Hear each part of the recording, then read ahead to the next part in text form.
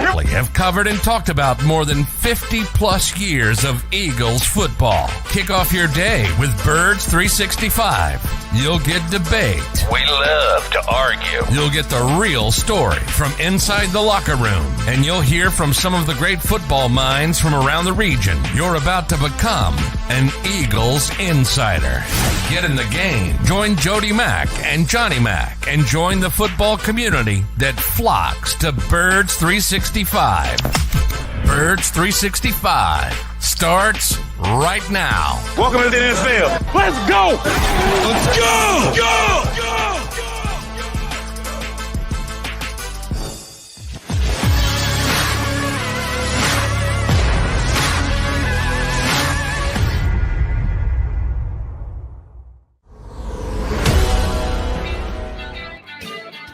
And a good morning, Birds fans. Yes, after a walkthrough Wednesday, we're back at it.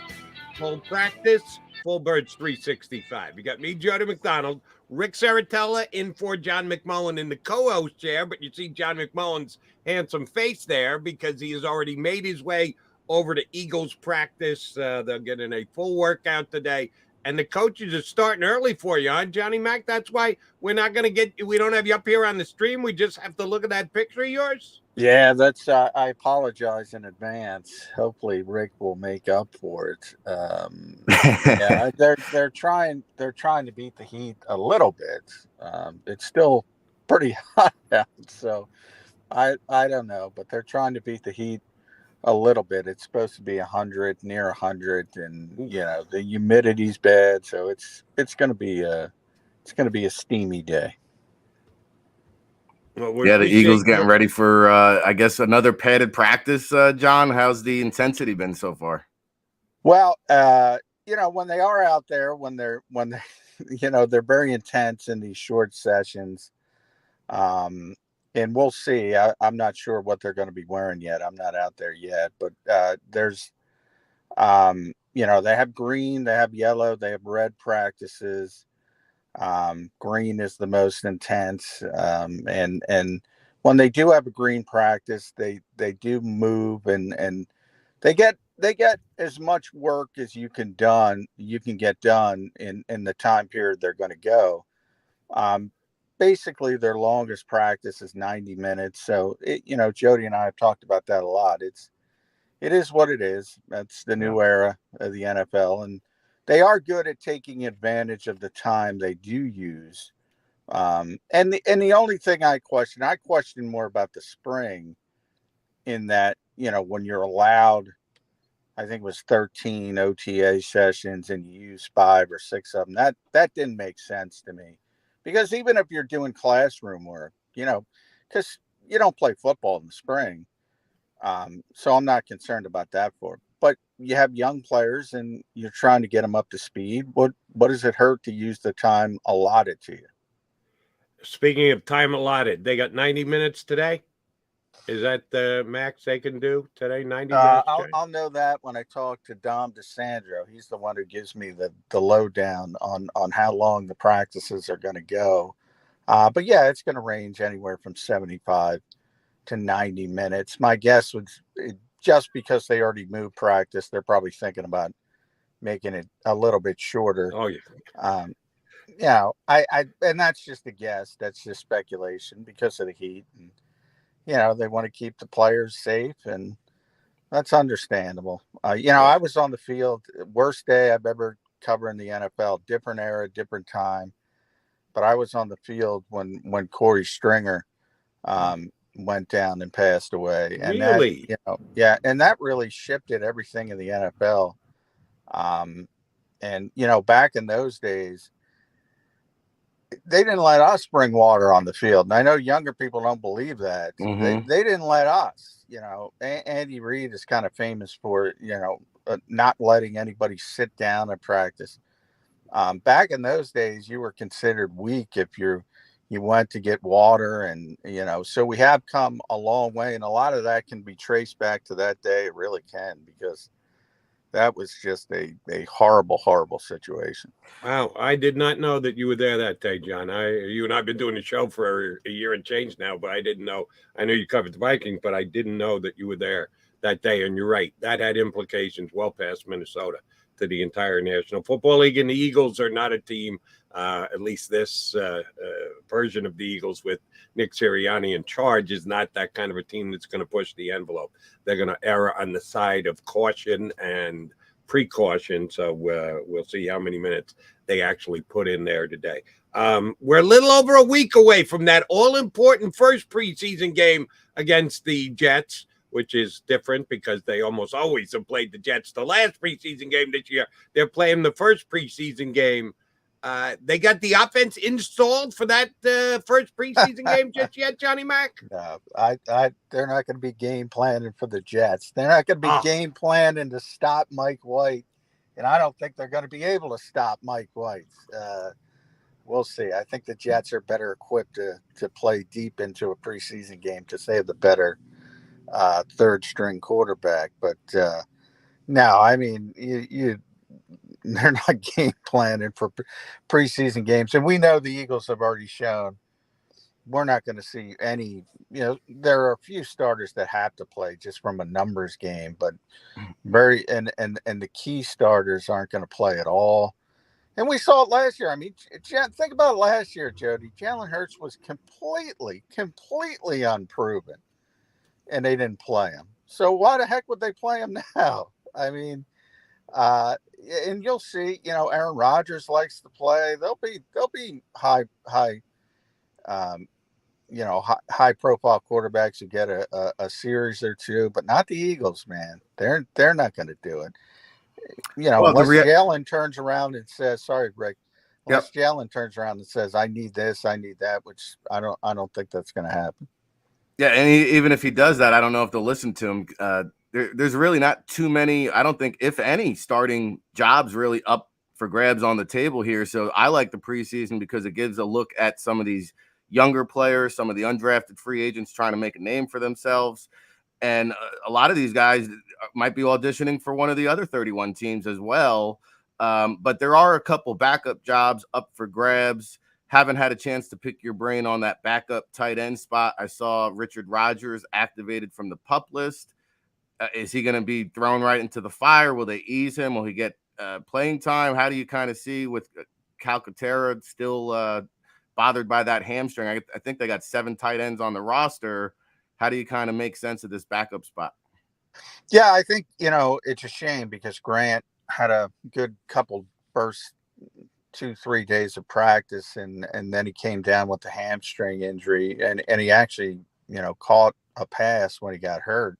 And it was a nice little catch. So he had really been showing some things early in camp, and now you're always going to be cautious with hamstring injuries, especially with positions you have to run at. And obviously, as a tight end, and he's more of a receiving tight end, they're going to be as cautious as possible. I think that's a bigger deal than people make it out to be because the Eagles need depth at tight end, and as good as they are with the starter, there's a lot of question marks, and Tyree Jackson's not going to be available anytime soon. Richard Rodgers is like that old, break glass in case of emergency, and he's healthy now, and he's been working out on the side fields. So he should be ready to go. They need a body, an extra body, a tight end with no Calcaterra, no Tyree Jackson. So he'll get some time. They know what Richard Rodgers is, right? They want a better athlete. They want to get younger, all that kind of stuff. But, Jack Stoll is limited. I mean, he's really just a blocking tight end. I mean, he's not going to scare anybody when it comes to the receiving game. So I think Calcaterra was important. And I think that could be a position. You just mentioned preseason games and guys, undrafted guys, and backups getting a chance to show their wares. Well, I think the Eagles are going to be looking at the 31 other teams when it comes to potential backup tight ends. As of right now, as Ricky pointed out, I think he said 7. They're actually 8 if you count J.J. Arcega-Whiteside as a tight end. Which JJ, JJ. I'll say this, obviously it's his 4th year. It hasn't worked out, but the Eagles do this little developmental period at the end of practices. Real quick, 10-minute period with the younger players. And, Reed Sinette's the quarterback, or Carson Strong's the quarterback. And poor JJ's got to be out there with the developmental players. That was not the original plan when he was a second-round pick. But it's, when they're changing your position this far into your career, that's never a good sign. No, but he is fighting his way to try and make a roster spot as a backup tight end. He is, as you're laying out there, climbing uphill. But they have 8 different tight ends right now on the roster. A couple not physically ready to play, but they are on the roster. John, the Eagles only have 5 running backs in camp. And if you believe Miles Sanders and Kenneth Gainwell and Boston Scott are all going to be contributors week 1 when the season gets underway, if you're looking to protect them the way you do Jalen Hurts, as you correctly noted, last year, still major question marks, didn't take a snap in preseason. Well, then you should do the exact same thing with Miles Sanders and Kenny Gainwell and Boston Scott. How many carries are Jason Huntley and Brooks Kennedy going to get? They've only got 5 backs in camp, Johnny Mac. They're going to run these 2 guys into the ground all preseason? Yeah, they are. And you know what's funny? You barely see those guys get meaningful reps, and I'm talking about Huntley and Brooks in practice.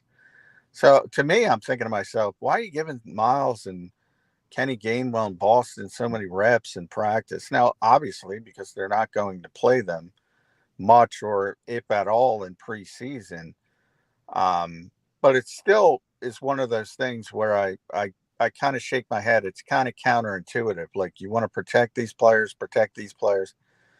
They are. It's just another indication that the Eagles value practice a heck of a lot more than preseason games, because they're giving their key guys in the passing game the same way. It's A.J. Brown and Dallas Goedert. It's A.J. Brown and Dallas Goedert, just time after time after time after time. And you start to go, all right, let's see what some of these other guys can do. And that's going to be the preseason games, where it's going to be, I've barely seen Kennedy Brooks, and I think I'm going to see him carry it, 15 times in the preseason game. Correct. Yeah, it'll be interesting to see. I don't know if they'll keep 4 running backs. Jason Huntley brings a special teams element, maybe putting him ahead of Brooks in terms of value. How about my guy, though, Britton Covey? Are we going to see a punt return or kick return? The special teams is up for grabs, and Covey is a rookie player looking to make a name for himself. I would imagine he's going to get some run here with the Jets. Yeah, I hope so. I hope he makes a play. I got to talk to him for a while the other day. He's a really good kid. His grandfather sold, some outrageous 25 million self-help books. I mean, outrageous number. Passed away a couple of years ago. So he's got an interesting background. He went on an LDS mission to Chile. So he's an older rookie. I think he's 25 because he took a couple years off for that mission. And then he came back. But he made a lot of plays at Utah, and not only as a returner, as you mentioned, Rick. He was a good slot receiver. He was a high school quarterback. I think he was 3 for 3 passing the ball in college. Had a big touchdown to Tyler Huntley, in one of those plays. Who's now the backup in Baltimore. He's a good football player. And Jody will get this reference, and probably nobody else, but, he looks like Orange Cassidy. Like, he doesn't belong. He's 5'8". They list him at 5'8" and 170 pounds, and they are being generous with that 170. I mean, he is small. And people would say Darren Sproles was small. And Darren Sproles wasn't small. He was short. Right. He was incredibly powerful. Pound for pound, probably the strongest player on the Eagles. That's how powerful he was. Boston Scott, same thing. People say Boston Scott is small. He's not small. He's a power lifter. He is powerful. He is just short. Britton Kobe is small. Now, hey, how do you not root for the kid? But to be, to be a returner, even a punt returner, which is a little bit more important, they've sort of devalued kick returner to the point where you're not just going to be a kick returner. Nobody's just keeping a kick returner. You're going to have to help somewhere else.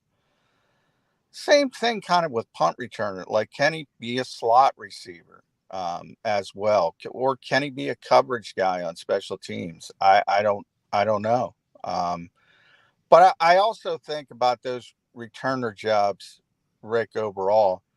It all centers on Jalen Reagor. If Jalen Rager's here, he's going to be the returner. If they can trade him, then that opens up some doors for the Jason Huntleys of the world and the Britton Kobe's of the world. But they're going to have to prove that they can do other roles as well. All right, John, let me ask you about a guy who's neither small nor short, and that would be the Eagles' backup left tackle, Andre Dillard. No, you can only learn so much in practice. Andre had been here for the years that he has. He's surely not going to be breaking into the starting lineup with Jordan Mailata ahead of him. We debated this all offseason, what the Eagles could or would do with Andre Dillard if a trade were available to them. Do they want to recoup an asset? Do they want to just keep a better left tackle, as limited as he is positionally? That's the only one he can play, but he is the best backup left tackle they have.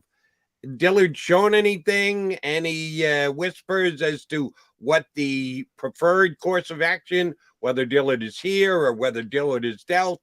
What do you think the Eagles are doing here? Well, he left practice, so I'm interested to see what his injury was. What day? I get mixed up with what day it is in training camp. What day are we at it? This would be full practice Thursday after walkthrough full Wednesday. Practice Thursday. Yes, thank you, Jody. So Tuesday he left practice a little bit early, and we didn't get a clarification. So number one, I got to see if he's out there. Number two, got to see. I don't think it was serious. It didn't look serious at all. But again, the Eagles are very cautious. Look, he's a good player. I said, and by good player, I mean he's a starting level NFL left tackle, and by that I mean there's 32 left tackles. He's one of the best 32 in the world. The Eagles see value in that.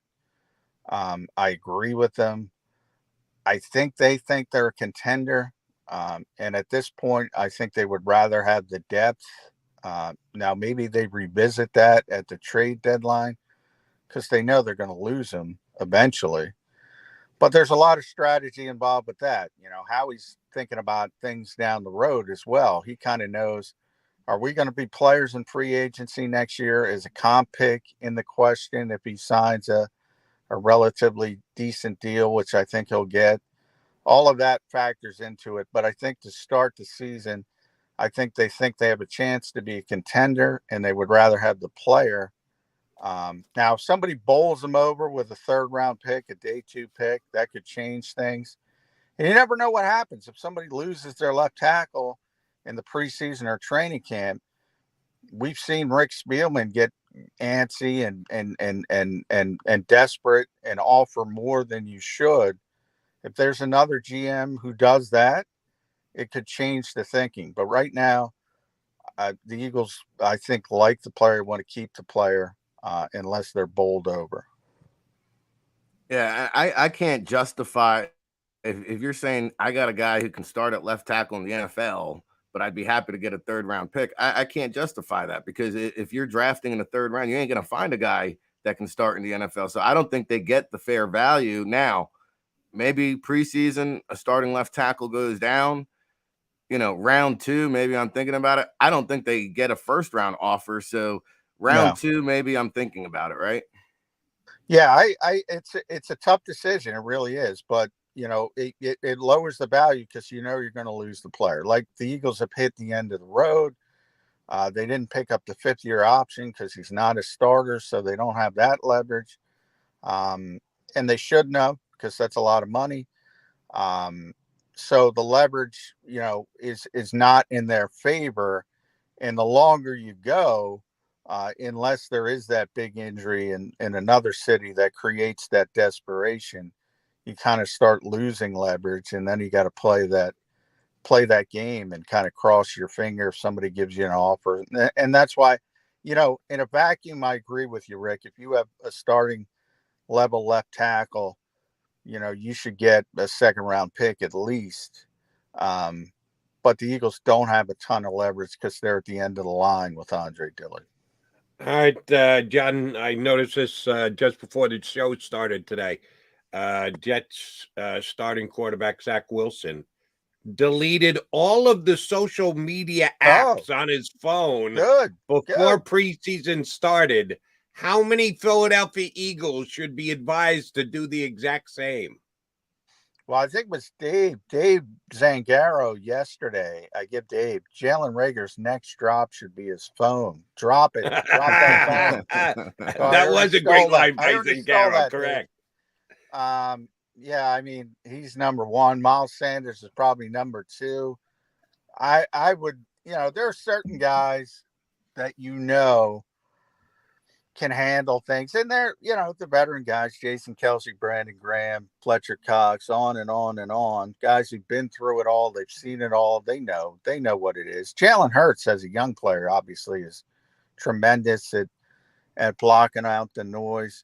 There are other players that are not tremendous at blocking out the noise. And like we talked about it, like Miles Sanders, you can't get upset at a reporter saying you take second team reps when you're taking second team reps. Right. I mean, that's a factual statement.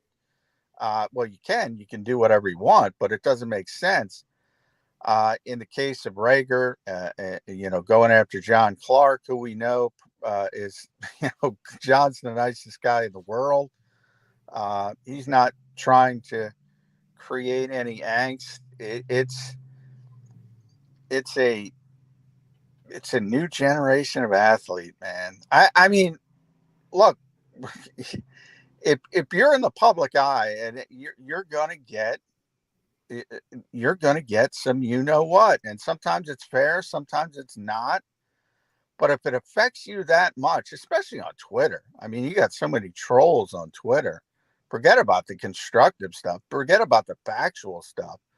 You have so many trolls on Twitter that go after these players. If it's going to affect you, just delete the damn app and get off the phone.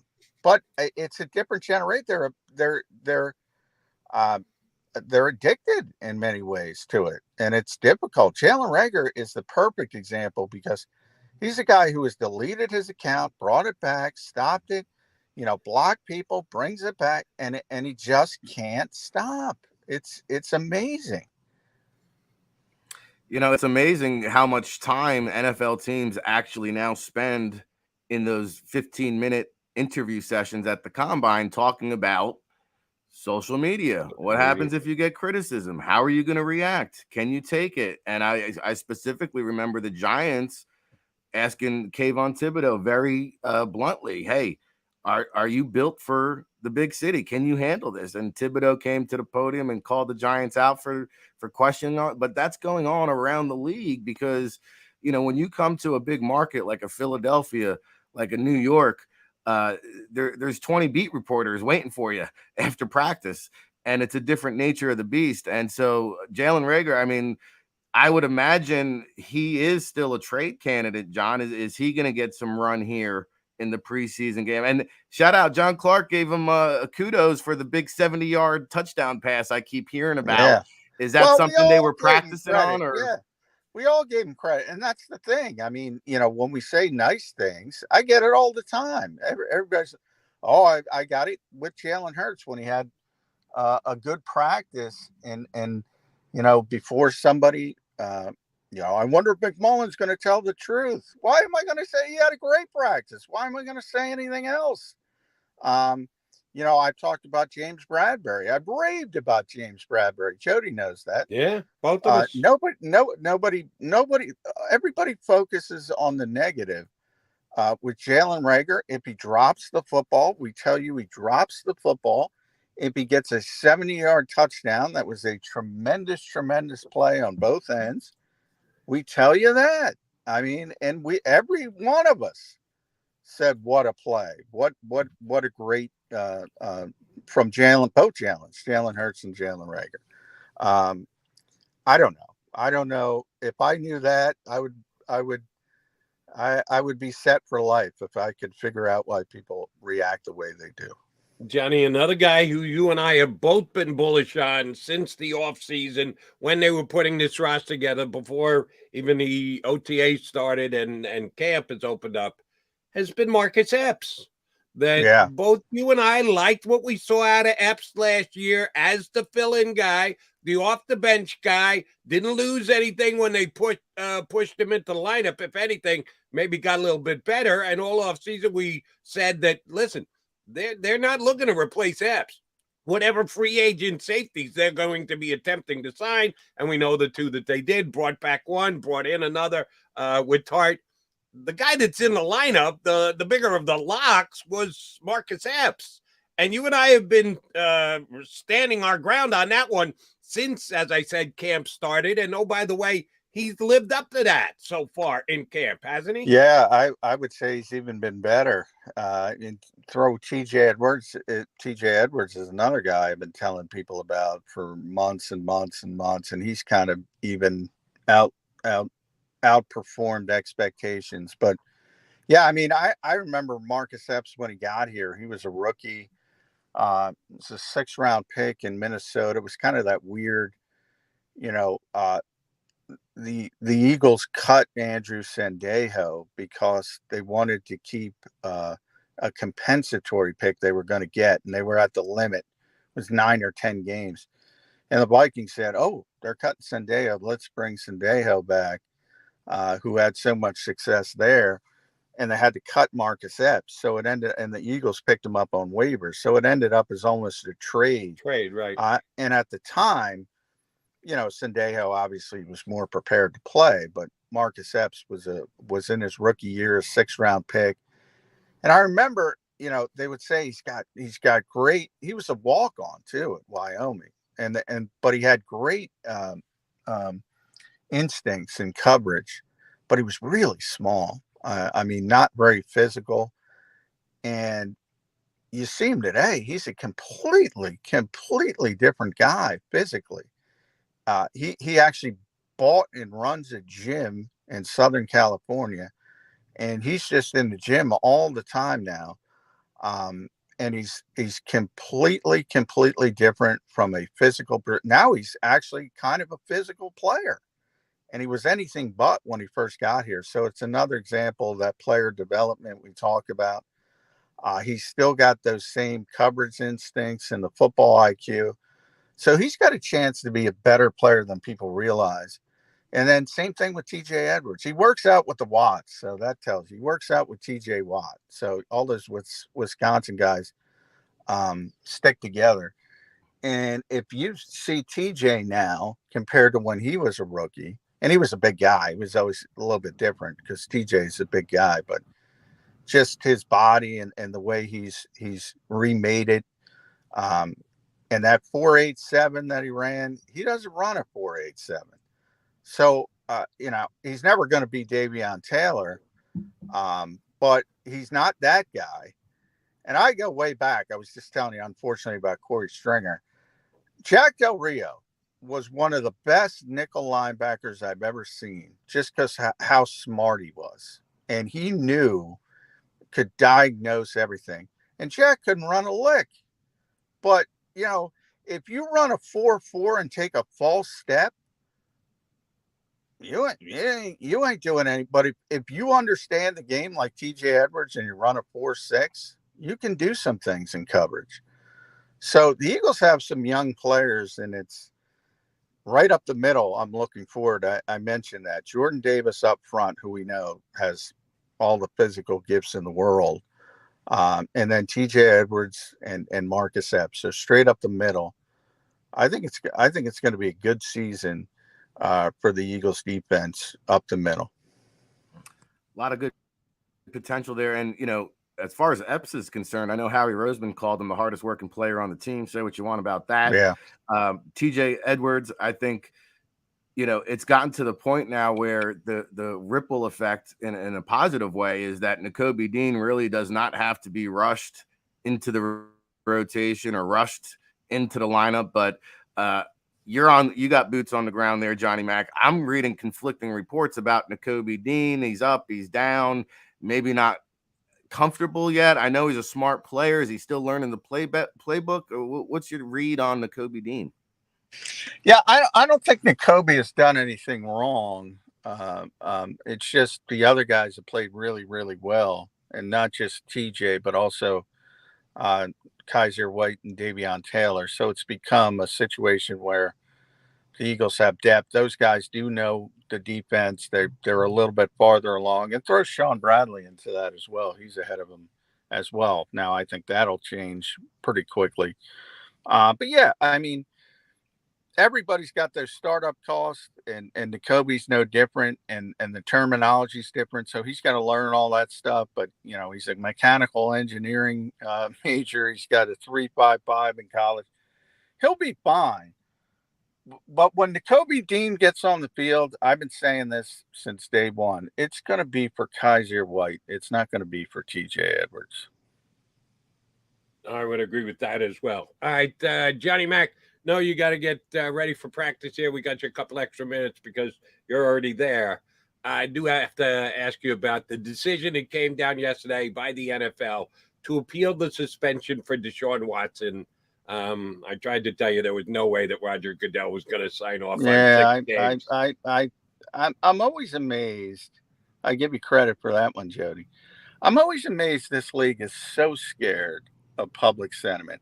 Like, nobody turns off the TV, no matter what, no matter the rules, no matter how bad the game looks, but they're always worried about 5 people screaming from the top of the mountain, oh, this could affect their popularity.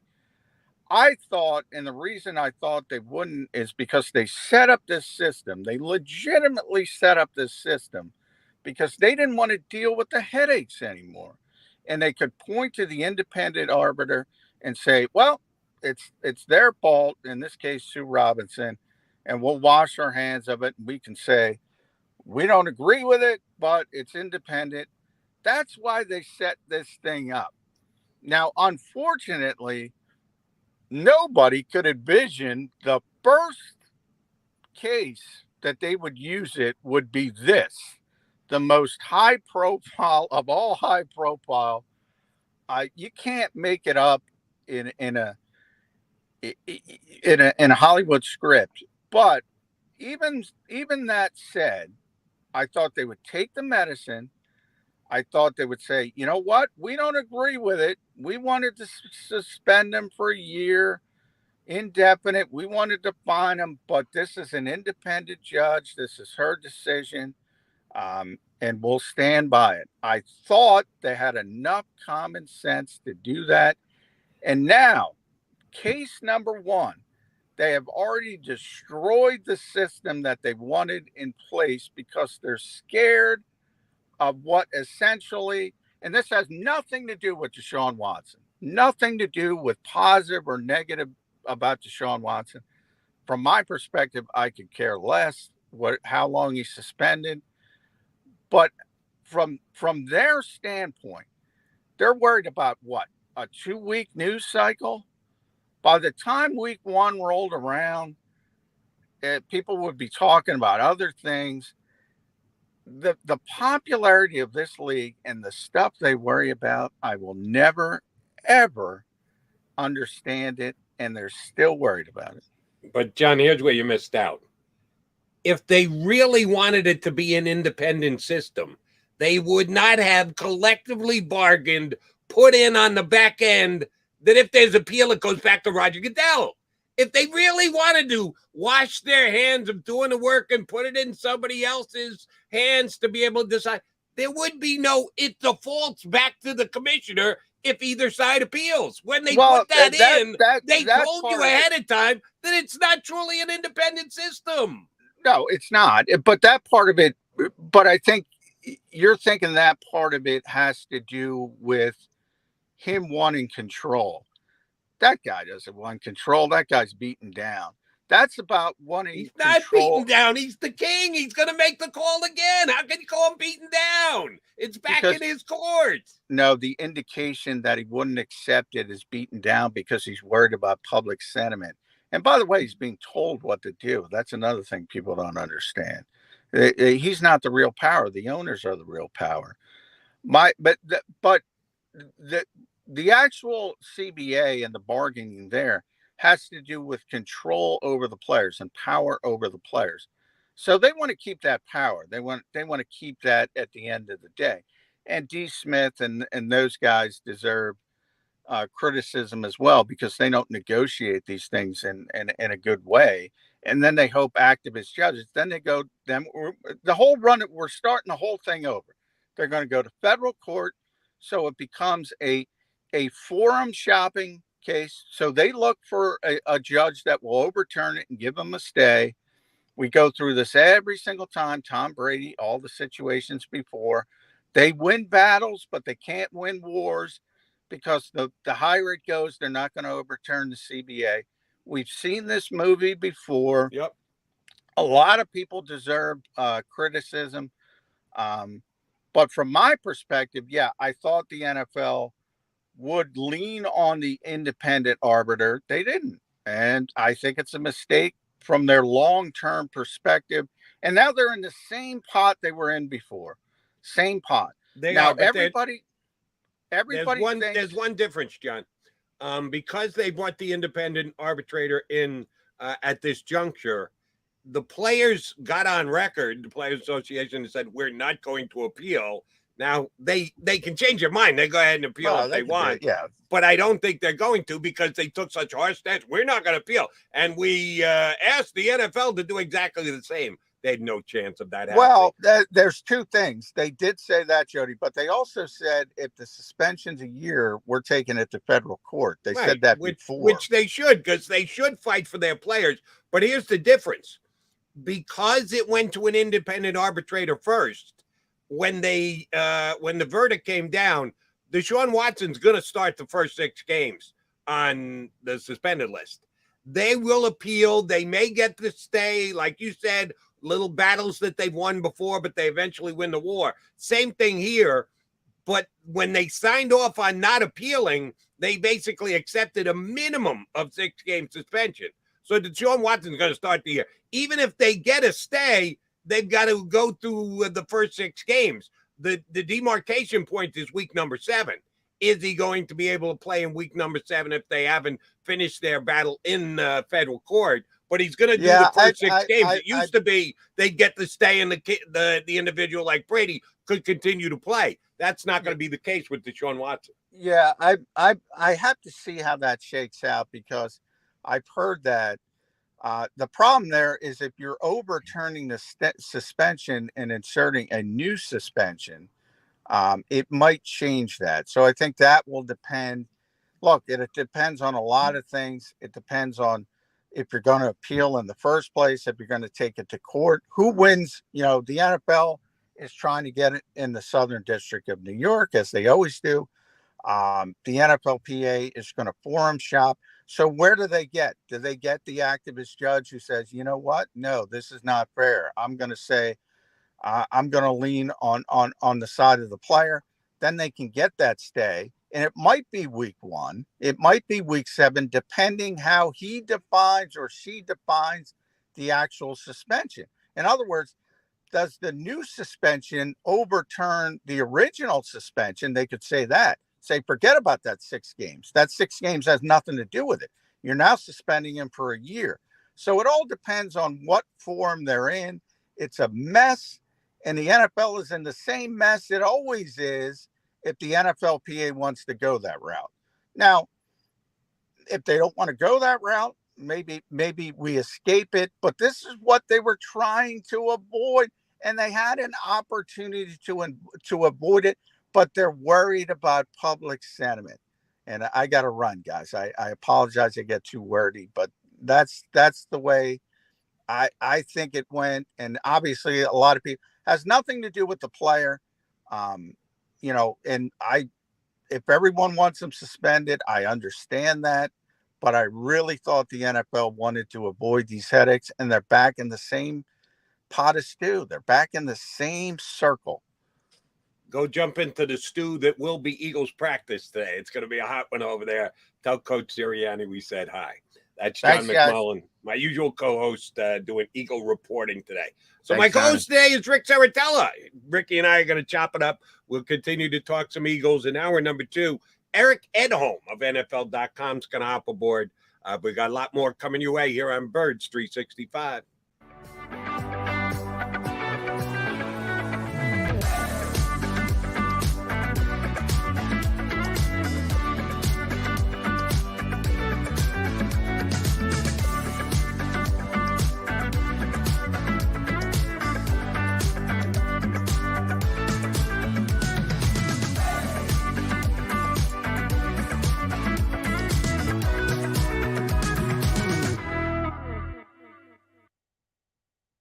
Do you stream on a Roku, Fire Stick, Android TV, or Apple TV? Now you can watch 6ABC 24/7 with the 6ABC Philadelphia streaming app. The big story on that. Can you search 6ABC Philadelphia and start streaming today.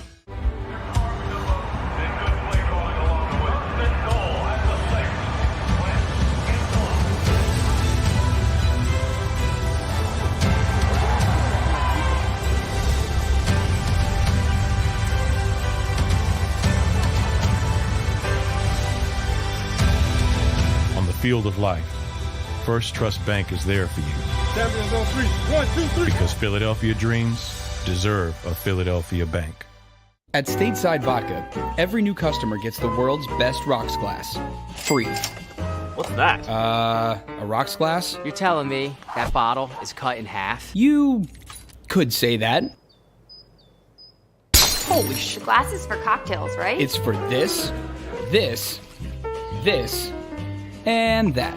Is the length of the glass equal to your... You betcha. But is it made out of... glass? Okay, but is the rip... smooth? Will you stop doing... that? I'm the professional here. And you're telling me I can get one of these glasses for free? That's right. 1 free rocks glass per customer with each first-time purchase of Stateside Vodka. All from the company that's highly awarded. 0 carbs, 0 sugar, and deliciously tasting vodka. So good, it just disappears.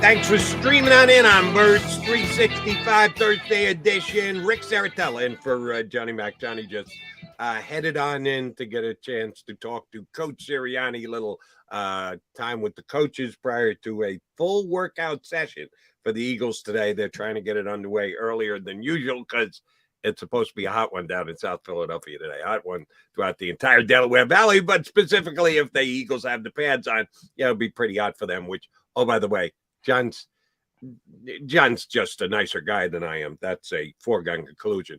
And he's got to deal with the Eagles. I just sit here and talk about them on our stream. There is, hold on, 0% chance the Eagles go 90 minutes today. 2 reasons why. Number one, it's going to be hot. So I think most teams in the NFL, if not all, who were practicing in the same conditions the Eagles are going to be practicing in today with the heat would cut it a little bit short. Number two, the Eagles have cut everything short. So you add those 2 things together, there is 0 chance they're doing the full 90 minutes today. So while McMullen will be suffering out in the heat when he's there, he's going to get out early. They're not doing 90 minutes. I'll bet very good money on that. Rick, we talk about the Eagles here more than anything else, but you covered the entire National Football League. This is standard operating procedure. We're talking about degrees here, and I'm talking not talking 90 to 100. I'm talking degrees and how things are done. Is this a good thing or a bad thing? Are they really keeping players safe? Are they preventing injuries? Are we just looking at a sloppier opening couple weeks of the season because of an overt leading toward precaution with player safety? Yes and no. I mean, it's hard to knock the medical aspect of it. And we mentioned Corey Stringer in that first segment. I mean, I guess there's probably a big percentage of our audience, Jody, that might not even been alive when that happened or know what happened. But Corey Stringer was an offensive lineman for the Vikings, 350 pounds. Back in the day, you didn't get water breaks. And so he collapsed on the field and later died because of dehydration. And what Johnny Mack was saying is so true. I mean, I hate to say it. When I was playing, we had 2 a day, sometimes 3 a days. And if you went over to get a sip of water from that hose, you were scared to do it because you might get benched. You might get called out. You might get put to a backup role. And that's the way that football used to be played. It's a whole different era. Now, to me, when it comes to tackling, you got to practice or you don't know how. And that's why you get this sloppy tackling, especially at the beginning of the season. So I agree. I mean, look, everybody's going to be looking for the exit door today. It's the dog days of August. But in terms of keeping guys safe, I think when you are scared to hit and you don't go all out, I think you can get injured that way too. So to me, if it was me, I'd be tackling, I'd be hitting. Fundamentals of football is really what separates a good team from a great team. So I guess to answer your question, a little bit of yes, a little bit of no. Ricky, the first week of practice into now the second week of practice, except for maybe Tuesday was the first breakout day the offense really shined. The Eagles defense has been better than the Eagles offense in preseason, which most Eagle fans, or at least the pessimistic ones, look at as Jalen Hurts isn't good enough. Our offense isn't going to be good enough. Sirianni should be calling the plays rather than Shane Steichen. People are looking for reasons to beat up on the Eagle offense. Instead, I look at it as a positive for the Eagles defense. I think they've upgraded the talents on the defense this year. Last year, you remember, they struggled early. Perhaps that had something to do with Eric Wilson and Singleton playing linebacker rather than TJ Edwards. When they kind of made TJ the man at linebacker, the Eagles got better. The defense got better. They've added a James Bradbury, who's a major upgrade at cornerback. I think Marcus Epps can outdo what either of the two. If Harris is Harris, then, I think he can outdo what they had at the other safety position last year. They add Hassan Reddick, so, yes, they may actually have a pass rush this year, someone for the outside who can get double-digit sacks. And you throw Jordan Davis into that middle of the defensive line, and he's going to be a force to be reckoned with. How much better is Eagle defense going to be this year, Saratella? I mean, that sounds like a significant upgrade to me. All three levels of the defense. I mean, up front, Jordan Davis, it might not show up in the stat box, but what this guy is going to do, he's going to eat space. He's going to absorb bodies. He's going to allow guys on the exterior to run around because he's going to be clogging up the interior. And I think he's headed for 50% snap count, especially a big bulk on first and second down. And that's going to open up lanes for Hassan Reddick. You mentioned in the second level. And now you got a guy you can mix and match. I know McMullen likes to use the Khalil Mack and Von Miller kind of comparison. I look at what Micah Parsons did for the Cowboys last year. I think the Eagles saw that and said, hey, why don't we get a piece like that? And then, Bradbury in the secondary just makes that unit a whole lot stronger. So I think, that the Eagles defense down the stretch where they kind of feasted on some poor quarterbacks, I think Eagles fans want to know, was that real? Was that fake? And now with these upgrades, I think, when you look around the league, who's got a dominant defense? I mean, who are we talking about here? The Rams? I mean, how many teams can you count that have a better defense than the Eagles? And that does bode well for Jalen Hurts in the offense because it alleviates some of that pressure. And, I think the Eagles are a sleeping giant here in the NFC because, again, after you get past, I don't think Tampa Bay is what Tampa Bay 2 years ago. And I think Green Bay has gone backwards with losing Devonta Adams. So after the Rams, it's really up for grabs. I look at the Bengals a year ago at this time. Nobody was talking about the Cincinnati Bengals. I think the Eagles could be that team in the NFC this year. And if they can beat the Cowboys, win a division, they'd be in good playoff stead. I do want to give, and we've done this before, I don't know if I've done it with you here on Bird 365, because usually when we throw you in, we go immediately to college football, which I will do before the day is out. I'll have a question or two for you, Ricky, before we get out of here today. But I've, and John has, and we've had guests on have said the same exact thing.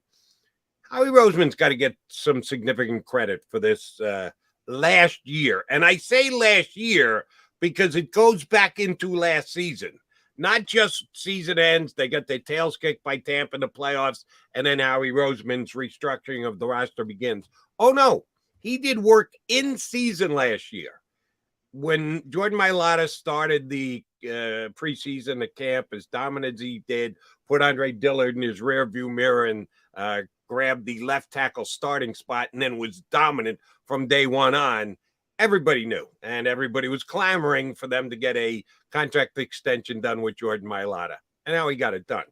When we knew the Eagles were coming to camp with two different tight ends, but they were looking to trade Zach Ertz, and Ertz at the last game of the 2020 season had that emotional moment sitting on the bench after the game, thought that he was going to be dealt during the offseason. Didn't happen until in season.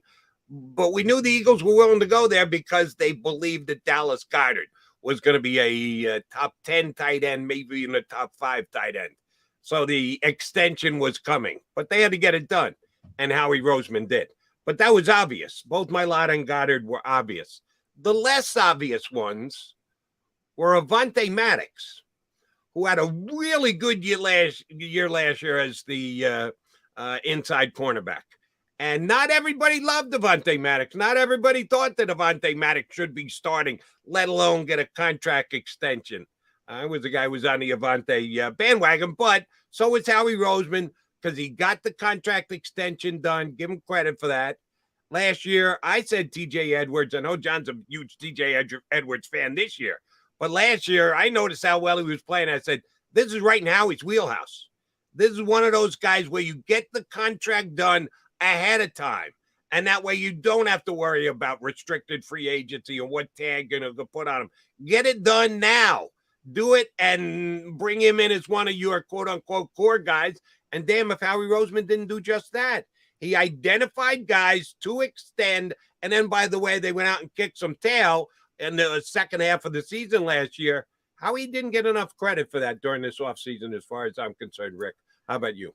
I don't think Howie Roseman ever gets enough credit, right? I mean, he really does a good job, in my opinion. And you see the wheeling and dealing, not only on draft day, building up equity for future drafts, but making smart, sound offseason decisions. We talked about it. He's not going to get them all right.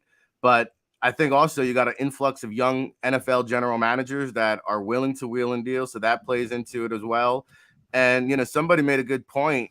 In today's NFL landscape, to have 4 players that you drafted and stay with the team for 10 years. I think Brandon Graham, Fletcher Cox, Lane Johnson, Jason Kelsey, in the modern day NFL era, to have those 4 guys stay with your organization. I mean, Howie Roseman's been there since those guys got there. 10 years, that's like unheard of. And, he made his living as a cap specialist working up the ranks in the Eagles organization. So kind of took that Mike Tannenbaum route to NFL general manager. But yeah, I think Howie Roseman is underappreciated, man. I know they went through some power struggles here when Chip was on board, but he kind of rebounded nicely from that. And hey, it's hard to argue with the product he's putting on the field. I mean, we just talked about the defensive additions. I mean, A.J. Brown, you can argue one of the best offensive acquisitions in the league this offseason. Now, this is going to annoy the snot out of Eagle fans, so I'll apologize in advance. I'll give you my take after you give me yours.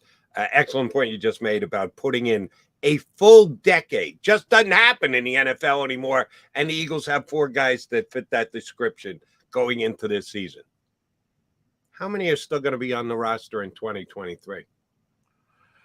Whew. Well, Cox is probably gone because, Hargrave has got to get a contract and they got Milton Williams and Jordan Davis. So I don't think Fletcher Cox is on the roster. BG, I meant to ask Johnny Mack because Brandon Graham, I heard, is drinking from the fountain of youth here. He's been looking really good in training camp. So I think there's a possibility he comes back. Lane Johnson, we've been, and Kelsey, I made the mistake saying Kelsey won't be back next year, and you guys got on me for that. So it sounds like Kelsey might be back. Lane Johnson, I think this is his final season. So I'll say 50%, 2 out of 4. Really? Wow. You and I do see it differently, and neither one of us know, and the Eagles don't know. Nobody knows. We got to get through the entire season, and then the Eagles and the individual players will make that decision. Rick Saratella, Jody McDonald, John McMullen will have nothing to do with it other than being outside and watching and registering an opinion. I think it could be one. And the one guy that I think is going to be back is the guy that you said you think is done. I think Lane's still got football left in him. I think Fletcher will be a cap casualty guy because they've got Jordan Davis. I think they like Milt Williams a lot. It'll either be Fletcher or Hargrave that comes back. And there's a possibility that both could walk away. But chances are they're going to keep one. And I'm with you. I think it would more so be Hargrave because he's the younger of the two. So I think Fletcher, if he wants to continue to play, might have to do so elsewhere. Brandon Graham will all come down to how he plays this year. If he's, and he's looked great in camp from everything that we've heard, if he is still a contributing guy and making plays and still wants to play, I think he'll be back. I think he'll come back and give the Eagles a very reasonable. I doubt that he's going to go chase money elsewhere. So it'll all come down to, can Howie Roseman and he come up with a number that the Eagles can live with and he can live with playing? I think it's going to be difficult to do. Brandon did say this offseason he doesn't have any desire to go play anywhere else, but he didn't say, I won't play anywhere else. So I bet you Brandon Graham is back in the league, but with another team, much like Fletcher. And yeah, this is fine. I'll be wrong again. I'm with you, Ricky. I've said like 3 times now, the last 3 years, this could be Kelsey's last year. This could be Kelsey's last year. Yeah. Jason Kelsey's got the kids. He's probably going to walk away after this year. I've been wrong every single time, just like I've said Tom Brady is going to get old every year for the last 10 years. Kelsey, I've only been wrong for 3. Brady, I've been wrong for 10. Actually, the last couple of years I stopped. I go, I'm tired of being wrong. Tom Brady's going to be great till he dies. He's going to play till he dies. I don't want to get it wrong again. But I'll roll the dice and be wrong about Kelsey again. I think he will walk away and retire as an all-time great Eagle, and then we'll wait for his day to be inducted in Canton into the Hall of Fame, which will be great. He'll probably dress up as a mummer. I think the guy that is most likely to come back, and I will go on record and say that he will be back, is Lane Johnson. But he's the only one, if you put a percentage on it, percentage on Fletcher coming back to me, less than 25. Percentage on Brandon Graham coming back, probably about 49. You got to go above or below 50. So I'm saying it's a toss-up, damn close to a toss-up. I'll go 49% he comes back. Kelsey coming back, it's either 0 or 100. There's no in between. Either he's going to decide to play, which means he's going to be back. He's going to be their starting center, or 0 because he retired. You can't play if you're retired. So he's a weird one. But I'd say Lane Johnson's about 85% that he's back as the Eagles starting right tackle. And you think he could be elsewhere? You think Lane is contemplating retirement? Well, I think we'll see how he gets through the season with the durability issues. But, he's been keeping in pretty good shape, I know, in the garage. So, hey, you make a compelling case. No arguments here. I think where it gets even more interesting, and now we're really rubbing the crystal balls. But when you were out on Friday last week, and shout out to Tone, our producer behind the scenes, he filled in the hot seat there, but he brought up a good point. If Jalen Hurts does get this big contract extension. Well, oh, by the way, Devonta Smith is going to be up for a contract extension as well, and you have AJ Brown on the books. I mean, can you keep Brown and Smith and Hurts? I know the cap goes up, but that's going to be a hard situation to navigate for Howie. Right. But I think that if they were to move away from Lane Johnson, that's going to be difficult if he wants to continue to play. That's a big dead cap hit. They're not going to have the flexibility to do the dead cap hit stuff that they've done in the past. That's one of the reasons why I think Lane's coming back. He can come back because he's still all pro level at the right tackle, and I don't think he's ready to walk away just yet. All right, he's Rick Saratella. I'm Jody McDonald. We'll get a quickie timeout in here. As I mentioned, Eric Edholm of NFL.com, formerly of Yahoo, he's going to hop on with us. We'll talk all things NFL, including Birds, with Eric. Keep it right here on Birds 365.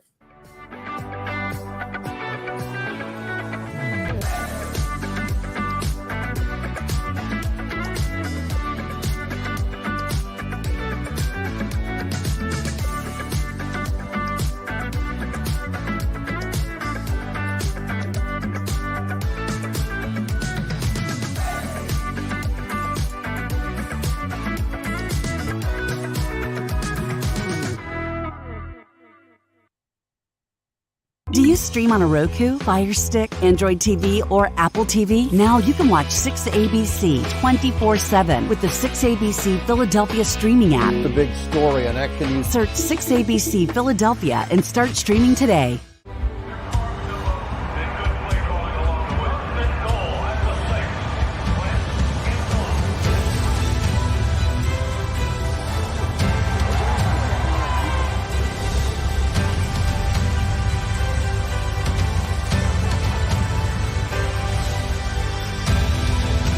Field of life, First Trust Bank is there for you. Champions on three. 1, 2, 3. Because Philadelphia dreams deserve a Philadelphia bank. At Stateside Vodka, every new customer gets the world's best rocks glass. Free. What's that? A rocks glass? You're telling me that bottle is cut in half? You could say that. Holy shit. Glass is for cocktails, right? It's for this, and that. Is the length of the glass equal to your... You betcha. But is it made out of... Glass? Yeah, okay, but is the rip... Smooth? Will you stop doing... That? I'm the professional here. And you're telling me I can get one of these glasses for free? That's right. One free rocks glass per customer with each first-time purchase of Stateside Vodka. All from the company that's highly awarded. 0 carbs, 0 sugar, and deliciously tasting vodka. So good, it just disappears.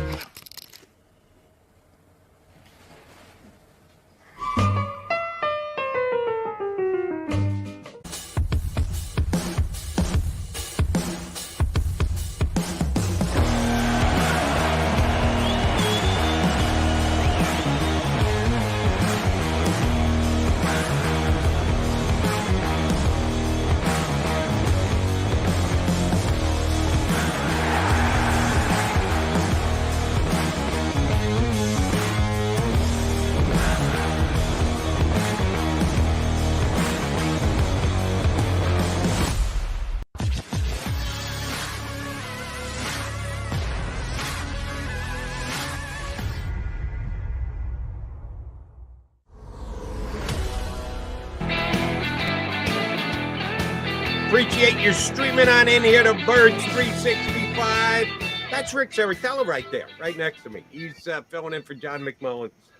Yes, I promise I'll get you a NFL draft question in because that's what we usually have Ricky on. He of NFL Draft Bible.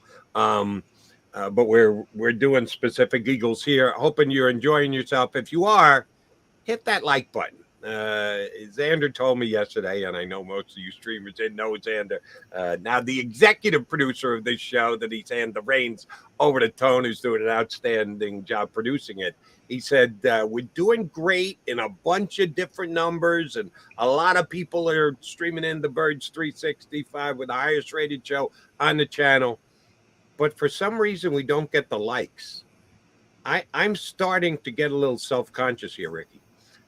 Is it the beard? Is it my backdrop? Is it the fact that I don't just sit here and sing the praises of the Eagles in every way, shape, or form every day? I'm going to be honest with you guys. I'm going to give you my straight opinion. And oh, by the way, I'm already on record. They're going to win 10 games. They're going to blow out the Lions week number 1. They could win 11. Hold the gun to my head. Who wins the division? Cowboys, Eagles. I'd say Eagles. Not everybody does. But somehow I'm not a big enough Eagle fan for some people. Okay, fine.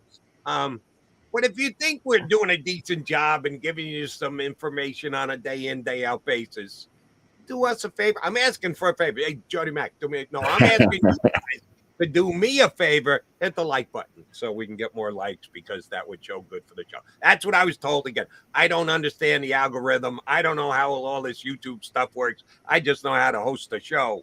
But do me and Johnny Mack and Ricky Saratella and Tone and Xander a favor. Hit that like button for us. We would appreciate it greatly. Smash the like, Jody. Smash the like button. That's the terminology. Do you Smash get bonus points if it's smashed rather than pushed? I don't know. If you're telling me that is the case, the how much pressure you put on the button when you hit it, yeah, I'll ask for smash. But Jabari in the chat room is saying you got to smash the button. But no, I think you've been doing this long enough, Jody. I think you could cash in a favor or two. So hit the like button, subscribe, get the newest notifications and show alerts. And, that's all. They just need a little guidance, Jody. I hope so. Thank you very much for those of you who have pushed, hit, or smashed the like button today. Do that whenever you log in with us here on Birds 365. All right, Saratella, I am going to tap into your expertise because, and again, I will apologize in advance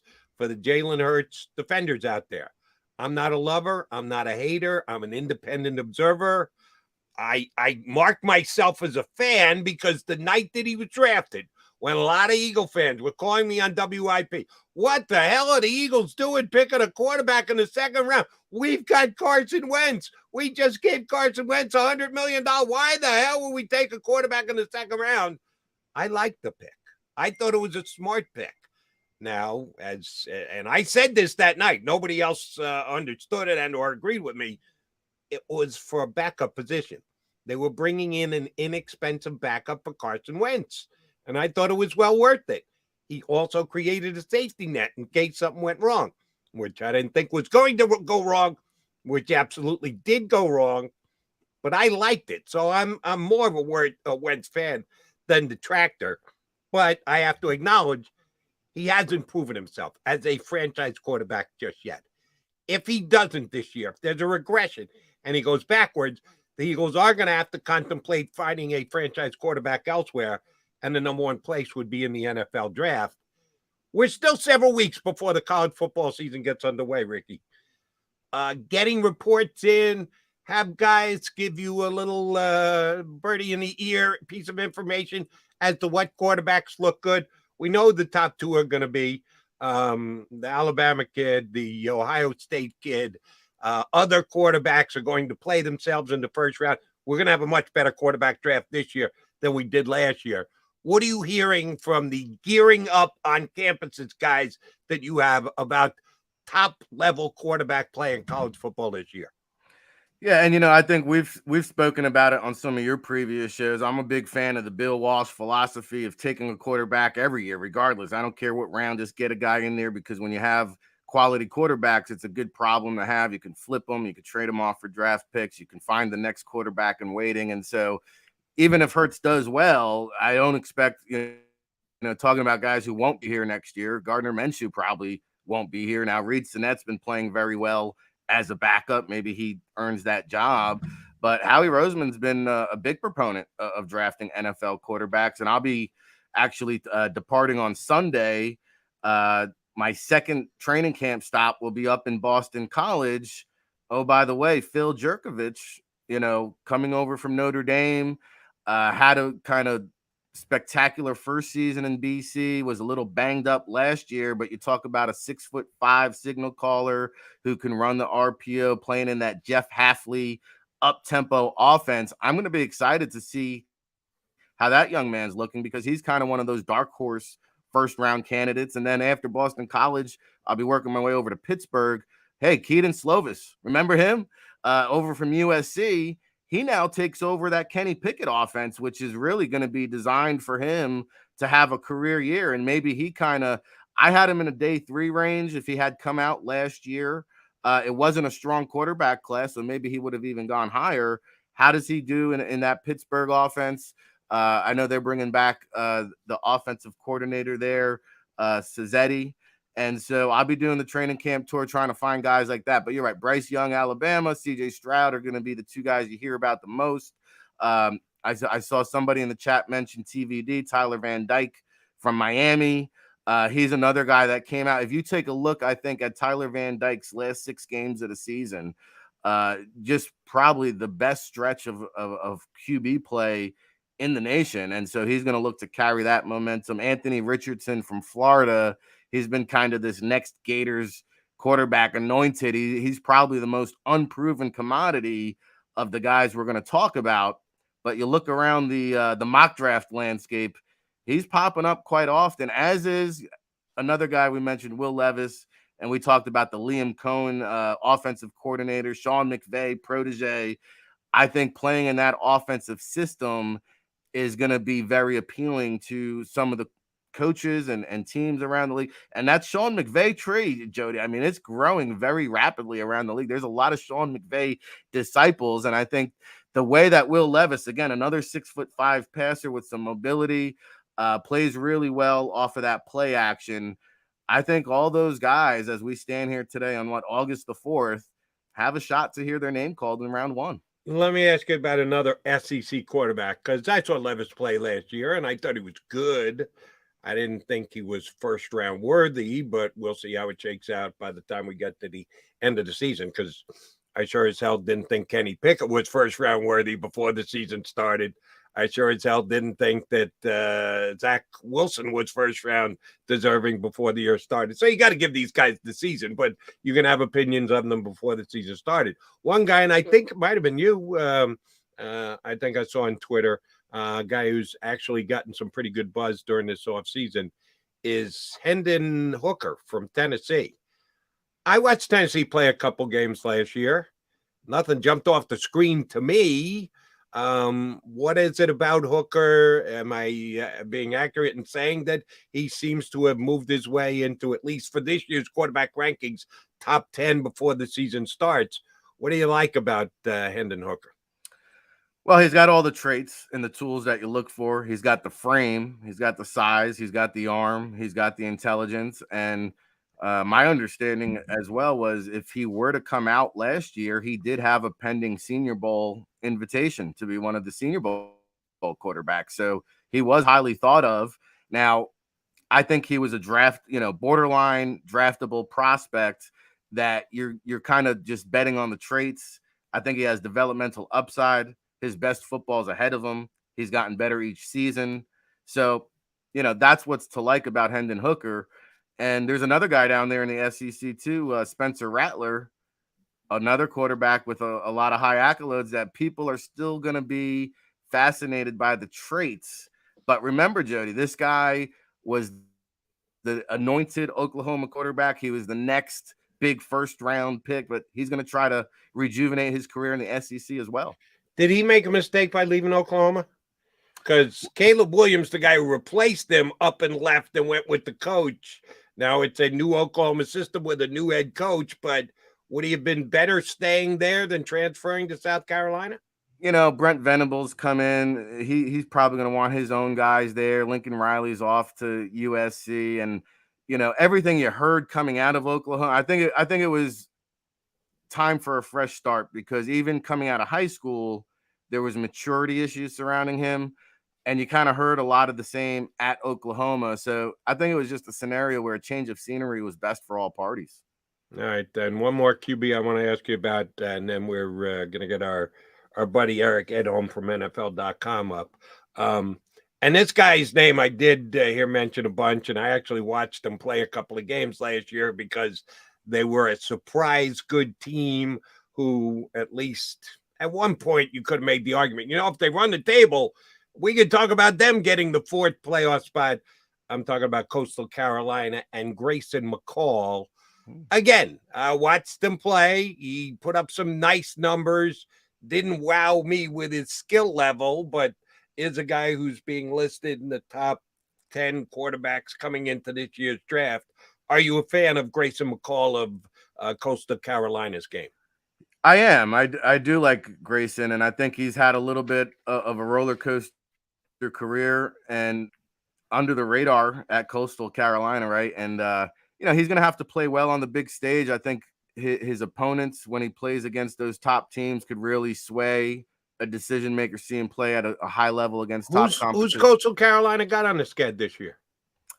That's a good question. I don't know off the top of my head. I don't know off the top of my head, but I do know this. I've received a handful of calls from some very notable and reputable agents about Grayson McCall. So that tells me guys that are connected and talk to some of the scouting community folks, they're hitting me up asking me what I think. And when that happens, the radar goes up and say, the agents are jumping on this guy that early. Well, usually when there's smoke, there's fire. And so because of the agents who were going after him so early, I think there's going to be a lot of potential and hype surrounding that young man. All right. Last thing, and again, Eric Edholm's going to join us in just a couple minutes.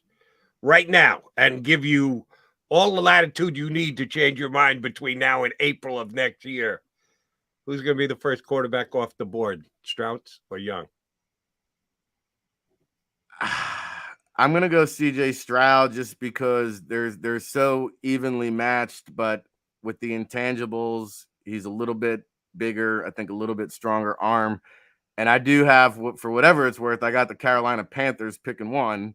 Suit up. The Carolina Panthers not going to take them even if they're number one because their rookie quarterback will be quarterbacking their team by the middle of the season, so they won't be in need of a quarterback this year in the draft. That's actually a good thing for the Eagles because here's one of the issues I have with the Eagles.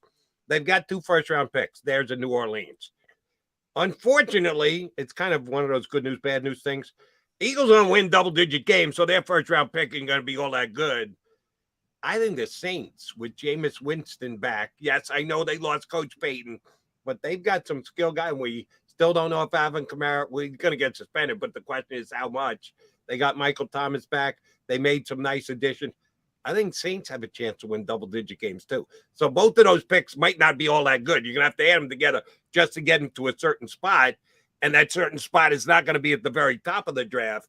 But if you're telling me Carolina is only going to win 3 games, it's going to be because Baker Mayfield can't play, and then Sam Darnold can't play, but by the end of the season, they'll get their rookie quarterback in there.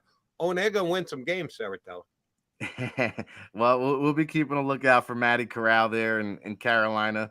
It'll be fun to see how they do, and hey, we'll see how some of these rookie quarterbacks play. But it's going to be a fun season. It's going to be fun to get back on the road. It's really the first full-blown training camp tour post-COVID because even last year they still had some protocol in. So I'm going to pack up and do about 25 schools in 20 days, and then I'll be back at the end of the month to launch the football playbook here on JAKIB Sports Media, August 29th. Looking forward to it. So smash the like button, hit the subscribe, get the notifications, buckle up, baby. Thank you much. I just punched up the Chanticleer's schedule. Not great. They got Southern Miss, the third from the last game. They got Virginia their next to last game. They got their entire conference schedule and finish out with James Madison.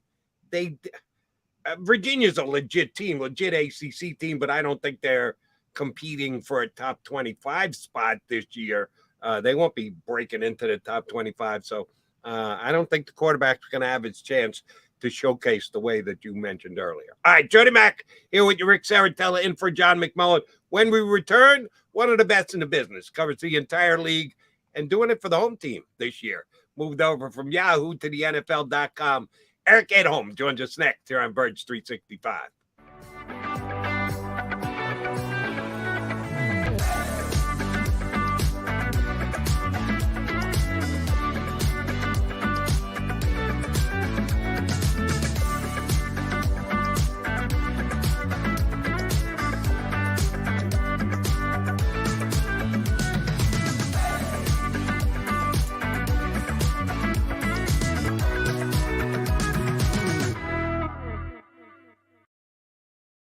Do you stream on a Roku, Fire Stick, Android TV, or Apple TV? Now you can watch 6ABC 24/7 with the 6ABC Philadelphia streaming app. The big story on Action News. Search 6ABC Philadelphia and start streaming today.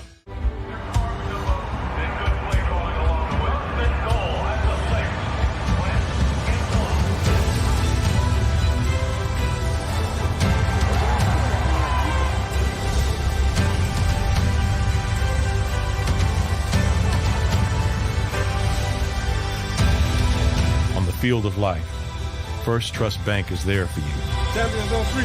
1, 2, 3. Because Philadelphia dreams deserve a Philadelphia bank. At Stateside Vodka, every new customer gets the world's best rocks glass. Free.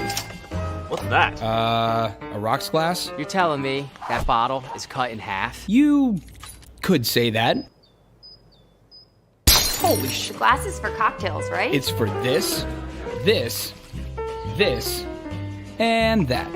Is the length of the glass equal to your... You betcha.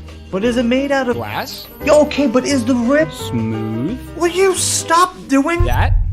I'm the professional here. And you're telling me I can get one of these glasses for free? That's right. One free rocks glass per customer with each first-time purchase of Stateside Vodka. All from the company that's highly awarded.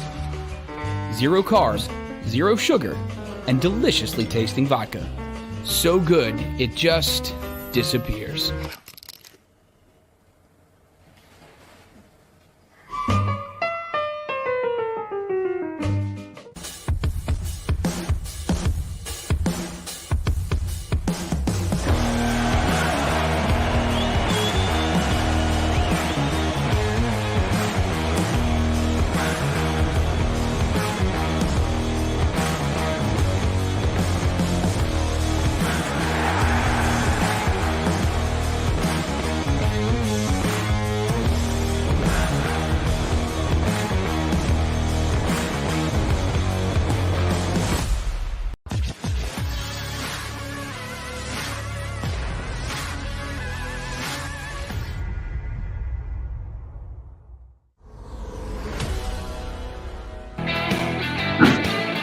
Appreciate you streaming in with us here on Birds 365. Rick Serritella, Jody McDonald, and Eric Kittle from NFL.com changed his tack this offseason.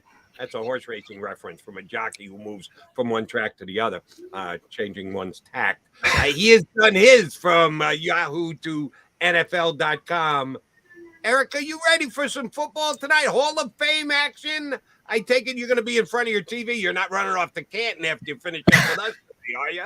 I'd love to run off to Canton. I've never been before. This is, I've been covering the league for a minute here, and it's the one trip I need to make. So the best I can do tonight is parking myself on the couch, taking a couple notes, sending a few texts to people while during the game. It's just like old times.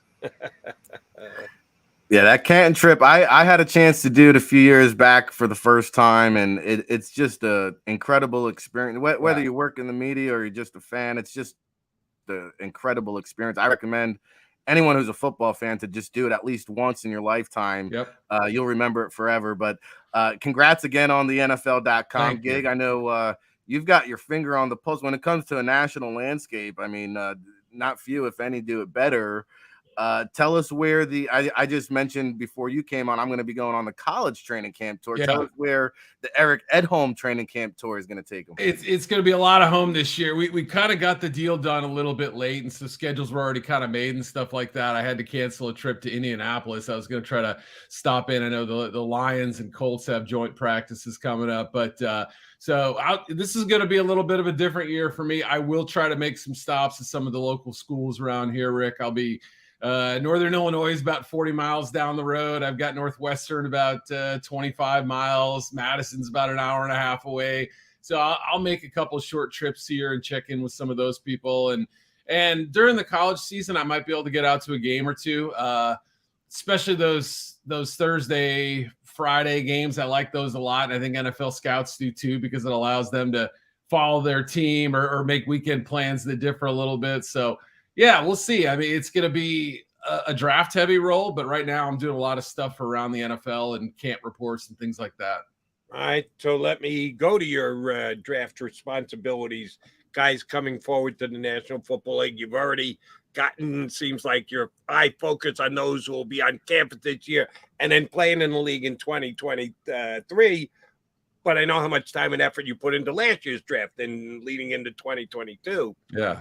This year's rookies in the National Football League, they've cut back on camps across the board. They did so because that was collectively bargained into an agreement. The teams are doing less. They're just putting in less hours, less strenuous practice. It's more about film work and classroom work than it is. Are we going to see a reduction, just generally speaking across the board, in impact rookies have? And is it because that's what the NFL is now? They're just not putting as much time and effort into being prepared as they had previously, which makes it harder on rookies. Yeah, I mean, I think in order to do a full, comprehensive study on what the effect of an altered off-season plan would be, back, obviously not compared to the old days, but the more recent old days where, the schedule was a little bit different. It was a little more intense. They had a little bit more on-field work, that sort of thing, a little more time in pads, what have you, and kind of just go year by year and see what the trend is to see how many snaps are being played by rookies, how many snaps at certain positions, quarterback, obviously. I think we've seen some positions become more instant impact ones, like wide receiver. Generation ago, we were talking football, we'd always say it takes 3 years for a wide receiver to develop in this league.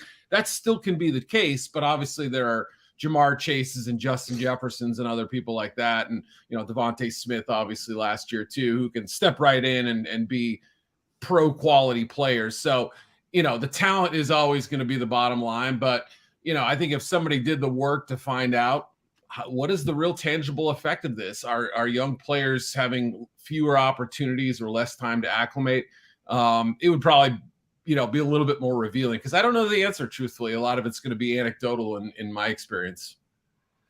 Jalen Hurts, not a rookie, but a young quarterback, Eric.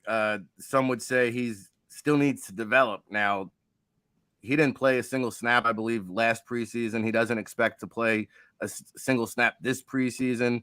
Are you a fan of that? And what's your take on the Jalen Hurts season, this upcoming season? Do you think he takes a step forward, a step backward? Is he the guy that can take the Eagles there?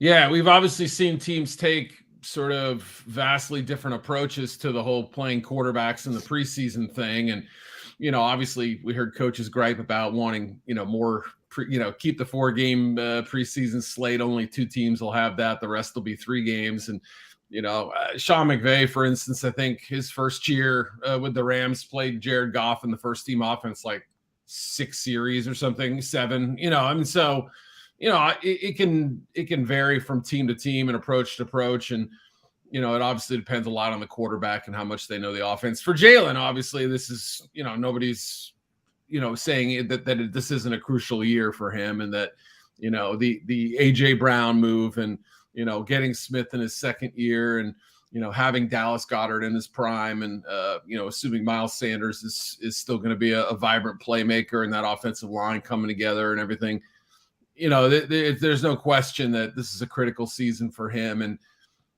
can he, you don't want to take away his improvisational abilities, because that's obviously what I think separates him and makes him different from other quarterbacks. And he can do some special and fascinating things, but at the same time, those plays aren't always going to be there. And so the foundation of not holding on to the football, understanding where your hot read is, knowing what adjustments your receivers can make, getting better feel for protections, all those things that come with, a quarterback entering his 3rd season. You would hope that those are up to speed and that he can maximize what I think is very good talent. But you always have, I always had my reservations watching him in college, but it was hard not to keep watching him. He was a fascinating player. I doubly don't know if you actually put together a list that made it to print, be it a website, Yahoo and or NFL, but I'm sure you've at least contemplated it. The tight end position coming up this year in the National Football League. I think you have to put Dallas Goedert in your top 10. Some would put him in the top 5. I think he's just outside the top 5, but not as far down as 10. Where would you rank Dallas Goedert in the tight ends coming into this season? All things considered, quarterback included, what Jalen Hurts has done, hasn't done. Where would you rank Dallas Goedert in NFL tight ends for 2022? Yeah, there's a spot open, right? Gronk's out, at least for now, right? So, there's guys fighting to get into that top group there. And, I think Travis Kelce certainly belongs at the top. George Kittle has got to be in the discussion. Mark Andrews has been a really solid and consistent performer. Darren Waller, even with an up and down year last year. Those are the names that I probably put ahead of him. And I would say, Kyle Pitts, based on what he did as a rookie. Look, I don't care about I think it was 1 touchdown or whatever. I mean, his receiving work, obviously, putting up, I think the second most yards by a rookie tight end ever, if I'm not mistaken, show you that he could be a special talent. So I might put him ahead of him too, but then I don't know that there's another name off the top of my head. There might be somebody else who ascends, and obviously Zach Ertz or somebody like that who's been doing it for a long time. I think Goddard's better than, say, like Dalton Schultz, who obviously was a big factor this offseason, and, players like that. Hunter Henry, maybe Dawson Knox this year jumps up, but still, I think, just Goddard's got a great opportunity this season. He's done really nice things for the most part. And I think after the Ertz trade, you saw him be the kind of the lead role a little bit more in that position. And, with Brown, Smith, Goddard, that's a pretty nice little trio right there, I think. Yeah, I would tend to agree there, Eric. And since we're doing rankings, I know Eagles fans, especially in the chat, are curious to hear where do you rank the Eagles in the division? Where do you rank the Eagles in the NFC?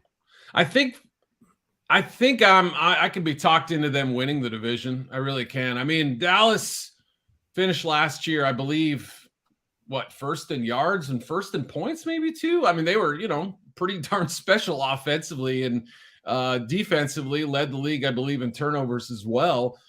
That latter statistic is the one that makes me wonder, boy, is that repeatable? Is that the kind of thing that translates year to year? We've obviously seen the Seahawks and Lovie Smith's Bears and other teams be productive from a turnover standpoint year to year, but historically that doesn't always carry over. That's the kind of thing where you can go from 38 turnovers forced one year to 22 the next, and it makes a massive difference on your team. That's one possession a game you're losing essentially. So that's the kind of thing I worry about. They seem stuck on going with Ezekiel Elliott as their main back and not shifting to Tony Pollard.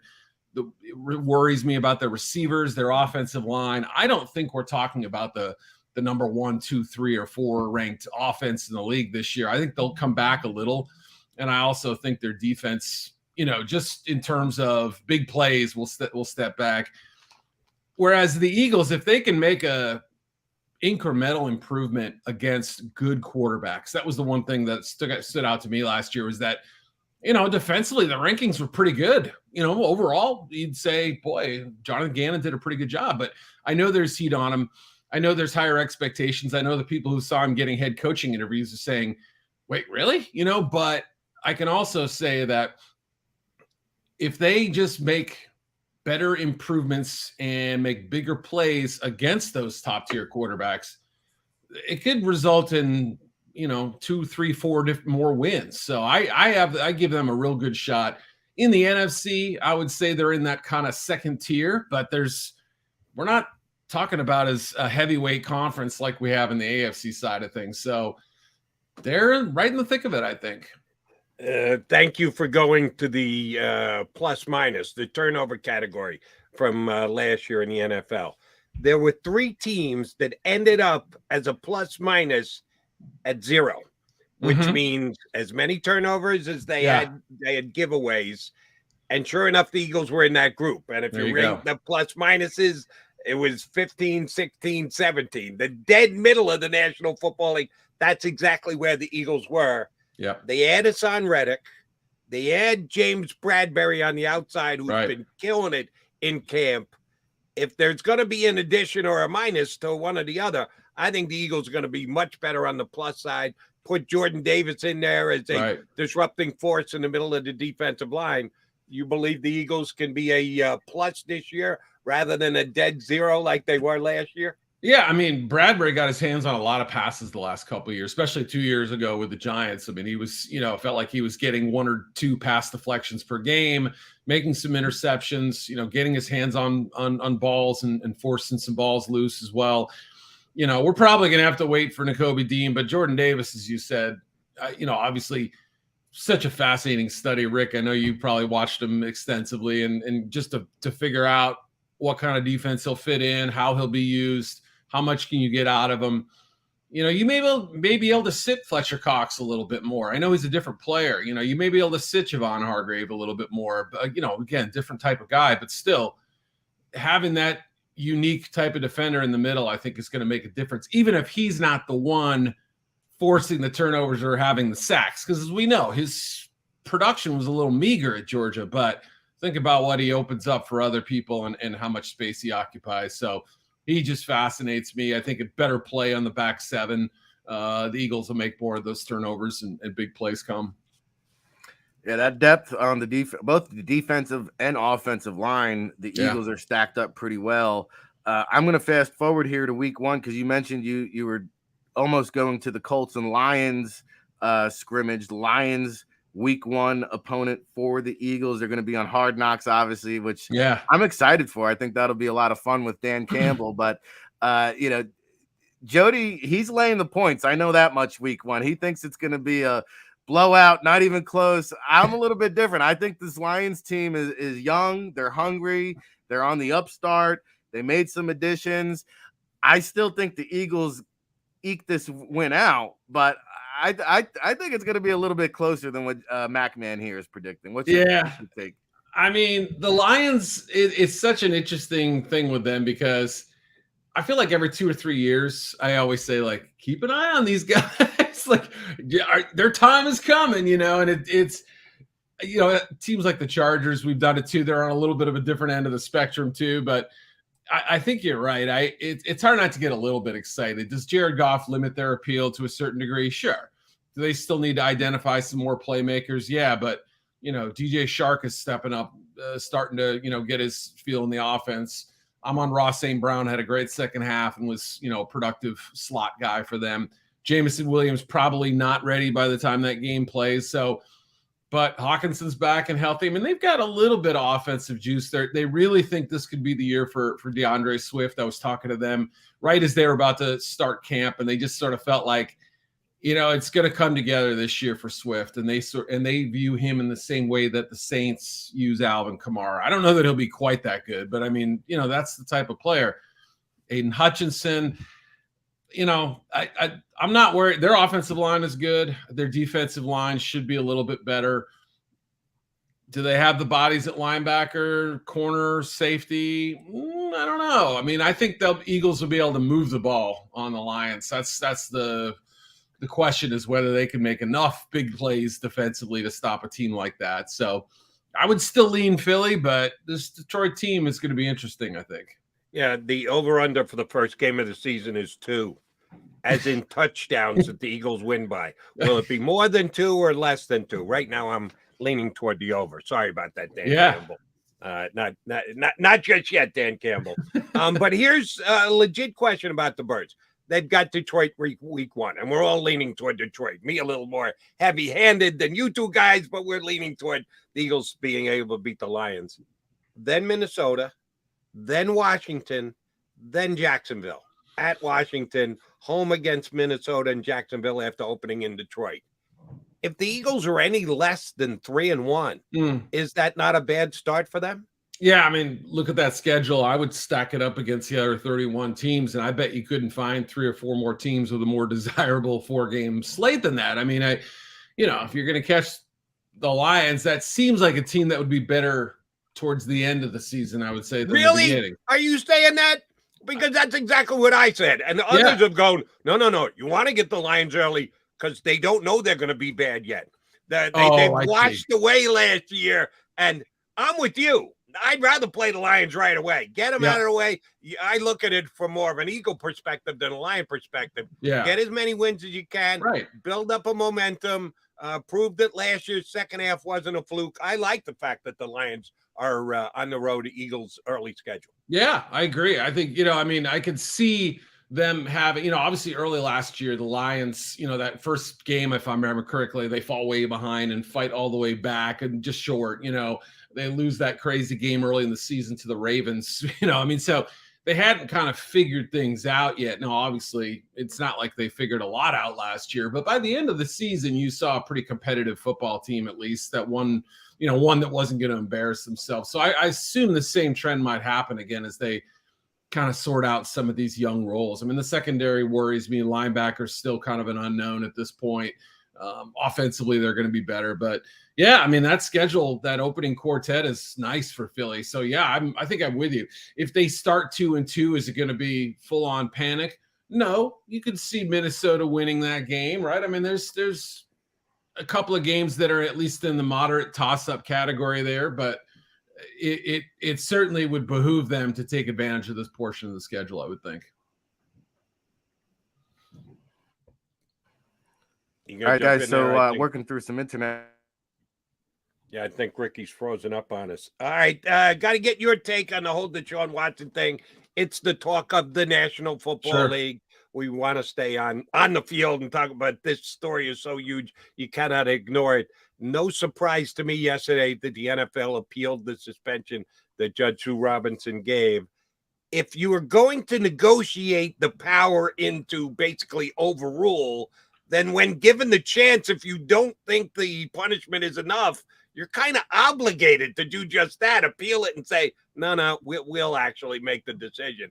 I was not surprised. My usual partner, Johnny Mac, was. He thought the NFL was going to try and establish the fact that it is independent. It's independent to the point that if the independent arbitrator gets it right in their opinion, well, then all is well and good. But if it's not, of course, Goodell's going to jump in. How much more heavy-handed do you think he's going to be when the NFL puts forth what they believe the suspension should be and probably will be, even if it goes further into the court of law? Yeah, I mean, the findings of the case that Sue Robinson investigated, the essentially the written portion of what her report said will not change, right? It's not a matter of introducing new facts or, oh, did you think about this? No, it's basically taking the list of things she considered in assessing her 6-game suspension. I mean, I know some people have been confused about that. That's why I'm kind of taking a step back here a little bit. Taking those facts, her report, and saying, you had the right idea, the wrong suspension. That's what the league is essentially saying. They felt the crimes that she's saying he committed, the wrongdoings, not crime necessarily from a legal standpoint, but those are worth more than 6 games. That's the league's stance by appealing. They're basically saying it should be 12. It should be 17 games. It should be indefinite, whatever the number they come up with is. So, that's obviously the bottom line right there. And I don't think there's been a lot of resistance to it. I think most people are sitting back after having heard those bigger numbers before, feel like, yeah, are we misinterpreting this? Are we kind of reading it wrong here based on what she wrote? It was a little bit of a surprise to some, but 6 had been the number that a lot of people have been predicting for the few weeks leading up to it. So it wasn't a shock to me just because I'd heard it so many times at that point. But certainly it wasn't all that well received, and the NFL is trying to, kind of rectify that, I think, in terms of the PR game. All right. Stating that I'm playing devil's advocate here because I don't have a problem with what the NFL did, and I sure as hell wasn't surprised by it a little bit. But to look at the other side of the equation, does the NFL put too much emphasis on public opinion? The court of public opinion and their fan base that is evaluating them. You have to weigh the downside if the public opinion is going against you. What actually happens? What is the next shoe to drop? Are they going to not watch NFL action? I don't think so. Right. That's my partner, John McMullen, stance. Why do they actually worry about public opinion?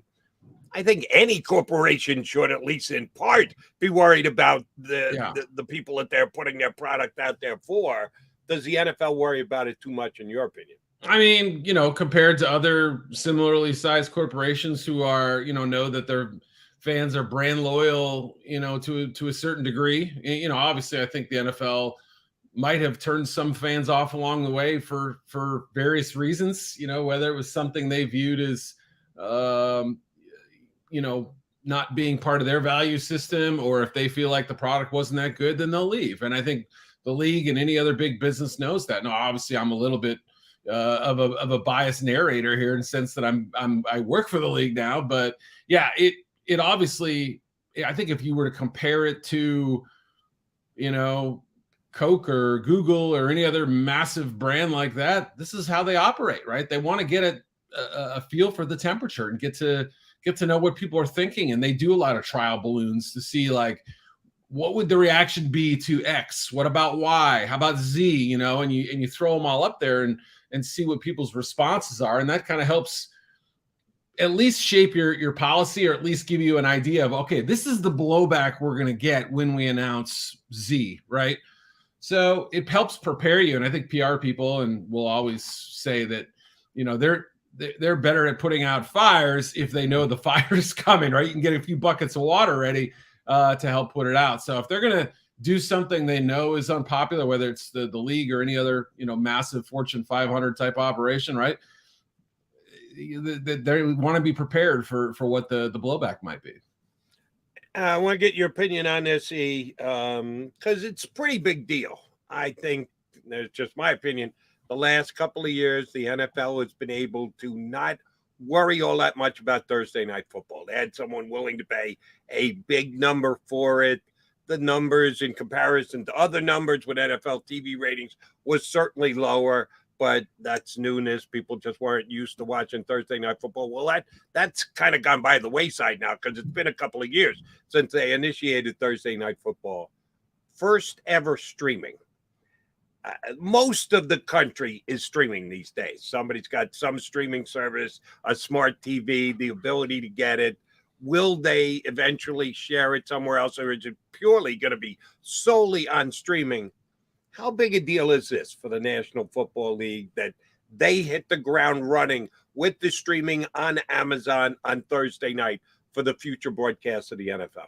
Yeah, I mean, if there's ever a business to test this and sort of say, we believe in the future of streaming, this is the one. I mean, take the most popular sport, do it on a night when maybe you could experiment a little bit, right? Sundays, you want to sort of slow play that a little bit. Monday Night Football still has that traditional in front of the TV field for some people, what have you. So Thursday ended up being the perfect platform, and you have Amazon willing to fork over a massive package to earn the rights to this thing. And I think they're going to do a bang up job for it. I think they're going to help change people's behavior.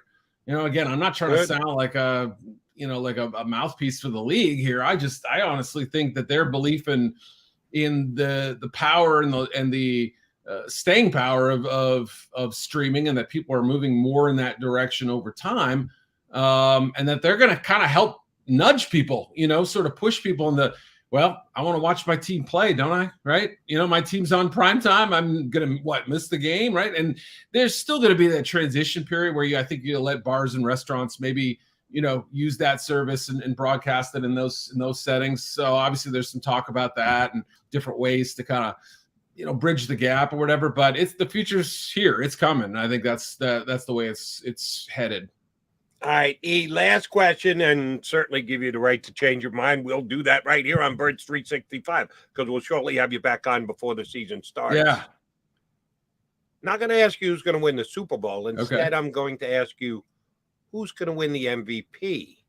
This Rodgers guy's had a pretty good grasp on it the last couple of years, but he doesn't have Devontae Adams anymore. There's no standout, unquestioned. This is the team that's going to win. 14 games now out of 17 rather than 14 out of 16. Front runner MVP candidate for you here in early August. Yeah, I think if Tom Brady is close to being in contention, he'll win it just because everybody will sort of want to give him the honorary lifetime title. Let's put that possibility to the side for a minute. I mean, nostalgia is great, and I would love to see him go out in style and not limp out of his career. But if something like that doesn't happen, the obvious candidates, let's not forget Patrick Mahomes is pretty good, even if he finished last year on a little bit of a down note. I think some of that will have been fixed by the time he hits the field again. Justin Herbert, we saw, match Mahomes throw for throw a couple times last year, throw brilliantly in some games. If they can protect him, he's got a shot. He's that good. Obviously, Russell Wilson in Denver, just the new setting, coming over as the savior, you'd have to think he'd be in the mix, even if his career has been on a little bit of a downward trajectory. You'd say since about mid-season 2020, things have kind of gone off track a little bit, but those are the first kind of names that come to mind. Obviously Rodgers will be in there. He's special, even if he doesn't have Devontae. So you got to do it a different way. But we know Brady, obviously, but I tend to think that one of these young guns can do it. Burrow has to be in the mix as well, and there's just so many good talents at that position. It's going to be hard for a non-quarterback to win it. You touched on almost all of them. The only one you left out was Josh Allen, who I might put at the top of probably the list. The favorite too, right? Of course. I'm not too good at this, boys. Yeah. But I really liked your Brady line of thinking. When in doubt, give it to the old guy as he's walking out the door, who happens to be the GOAT, greatest of all time.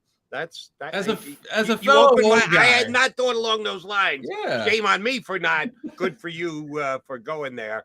I think he might even be the favorite, or should be the favorite over Josh Allen. But great stuff. We're going to let you run. Thank you very much. We're going to have you back on next time. You can mention Josh Allen when I ask you about the MVP. I'll write him down. We'll make you make a Super Bowl prediction when we get you on once we get into September before the season starts. Thanks for joining us today.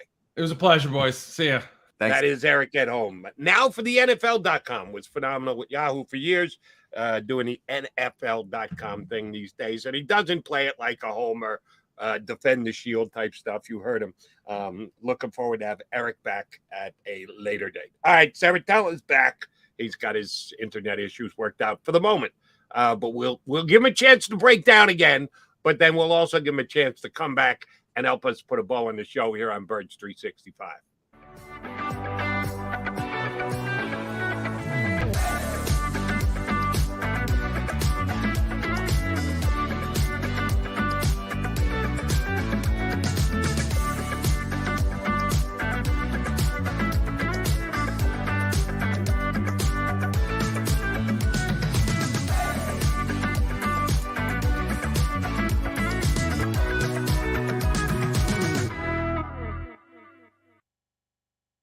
Do you stream on a Roku, Fire Stick, Android TV, or Apple TV? Now you can watch 6ABC 24/7 with the 6ABC Philadelphia streaming app. The big story on Action News. Search 6ABC Philadelphia and start streaming today.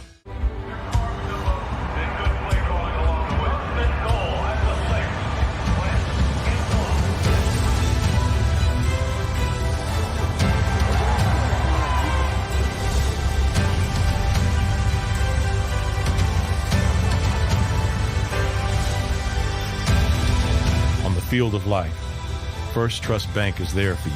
Champions on three. 1, 2, 3. Because Philadelphia dreams deserve a Philadelphia bank.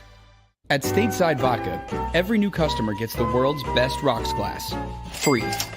What's that? A rocks glass? You're telling me that bottle is cut in half? You could say that. Holy shit. The glass is for cocktails, right? It's for this, this, this, and that. Is the length of the glass equal to your... You betcha. But is it made out of... Glass? Okay, but is the rip... Smooth? Will you stop doing... That? I'm the professional here. And you're telling me I can get one of these glasses for free? That's right. One free rocks glass per customer with each first-time purchase of Stateside Vodka. All from the company that's highly awarded. 0 carbs, 0 sugar, and deliciously tasting vodka. So good, it just disappears.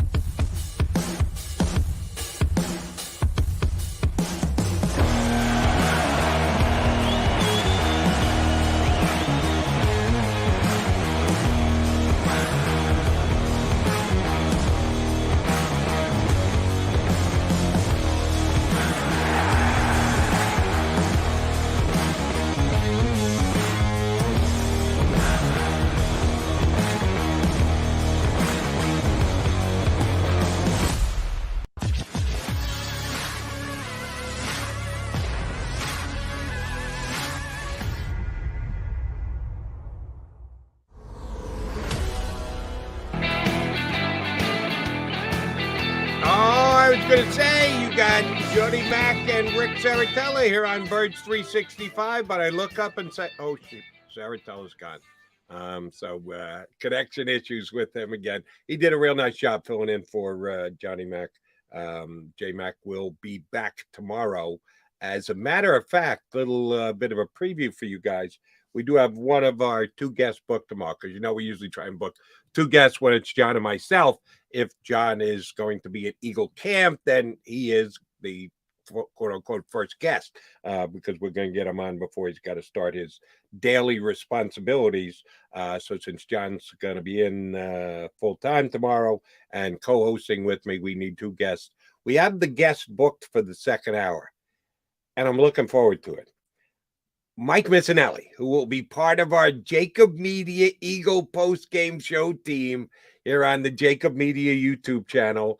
I think a bunch of our, if not all of our streamers, are quite familiar with Mr. Missinelli's decades of work here in the Delaware Valley. Very much looking forward to Mike and the job that he's going to do with Seth and D-Gun and Devin Caney on the Eagles post-game show. He's going to join us tomorrow to talk some Eagles football. I haven't seen Mike personally for a couple of years. Certainly seen him on TV. Looking forward to seeing him here on the JAKIB Media YouTube channel this year during the Eagles season on the post-game show. I reached out to Mike. He said, yeah, I can hop on with you guys on Friday. So Mike Missinelli will be on with us tomorrow in hour number 2 to talk Eagles football. It'll be me and McMullen back here tomorrow. Rick Saratella heading out to the road before he comes back and starts his own show here on the JAKIB Media YouTube channel. Get some scouting in on the collegiate side before the season gets underway. The question I was going to ask Ricky was, as he's doing his prep for the stops that he's going to take on his collegiate tour, was there anybody, when he was checking the rosters, he said to himself, wait a minute, whoa, how did he get here? The transfer portal is such an underrated story in college football. I know we're a Birds 365, but the Birds are going to be better this year because of Jordan Davis, because of at some point possibly Cam Jurgens second round draft pick, because of Nakobe Dean. I know he's lagging behind other linebackers in camp right now, but at some point during the season, believe me, Nakobe Dean's going to make some plays for the Eagles. That's where you get your players from, the feeder system that is college football. So if we're worried about college players, it's because at some point they could become Philadelphia Eagles. So that's how I justify talking about it as much as I do. And Rick Saratella is a great informational source when you are talking about college football. So we're glad to have him on as part of the show the last couple of days. We'll get Ricky back at some point into the mix. But it'll be Mac and Mac, Johnny Mac and Jody McDonald here tomorrow with Mike Missinelli joining us in hour number 2. Who's going to join us in hour number 1? That's still to be determined. We've got to try and book that. But you can be tuned right here tomorrow for another episode of Birds 365 with Mac and Mac in 2 and 2. You've been listening to Birds 365, the destination for the passionate Eagles football fan who bleeds green. If it's Eagles football, we're talking about it. Debate, inside the locker room, and guests that are some of the greatest football minds from around the region. We hope you enjoyed the show. We know we had a blast. Make sure to like, comment, and subscribe, and we'll be back soon. But in the meantime, hook up with us on social media at JAKIB Sports. See you next time on Birds 365.